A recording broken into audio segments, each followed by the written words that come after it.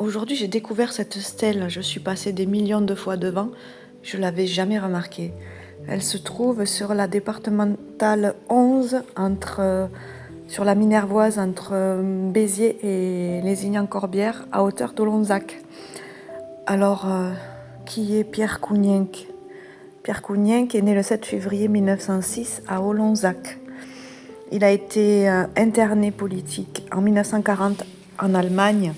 Il était prisonnier politique. Il a été libéré en 1944. Le 15 août, le contexte du moment, c'est que le débarquement a eu lieu. Les Allemands sont en pleine débâcle, ils fuient. Et ce jour-là, le 15 août, Pierre remarque des Allemands qui sont au bord du pont qui enjambe le canal du Midi, pas loin d'Olonzac. Et il voit que ces Allemands sont en train de jeter dans le canal du matériel, des vivres, tout un tas de choses. Donc il s'approche, il s'adresse à eux en allemand, vu qu'il a appris la langue lors de sa détention. Il s'adresse aux plus âgés d'entre eux et demande une cigarette. Le soldat lui donne un paquet et lui dit de dégager. Il rentre chez lui, aucun problème. Le 20 août, il est avec son fils Lucien et un ami à eux sur le bord de la Minervoise, sans doute pour braconner. Un camion allemand passe avec de très jeunes soldats à l'intérieur, ils sont en train de fuir et ils sont un peu sur les dents.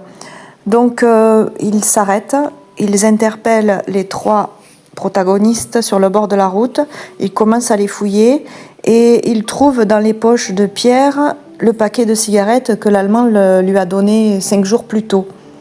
Sans autre forme de procès, un des Allemands lui tire une balle dans la tête.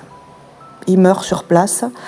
Lucien, son fils et leur ami ont le temps de déguerpir et de s'enfuir dans les vignes sous les balles des Allemands.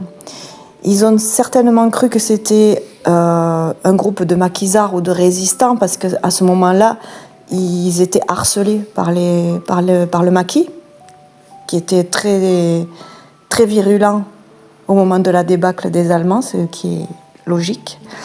Et donc, Pierre est décédé là, sur le bord de la route. Il a été laissé sur place. Le lendemain, son oncle vient récupérer son corps. Il est enterré au cimetière d'Olonzac et il a été proclamé mort pour la France en 1960 et inscrit au monument aux morts. Cette stèle a été érigée en son honneur et en sa mémoire.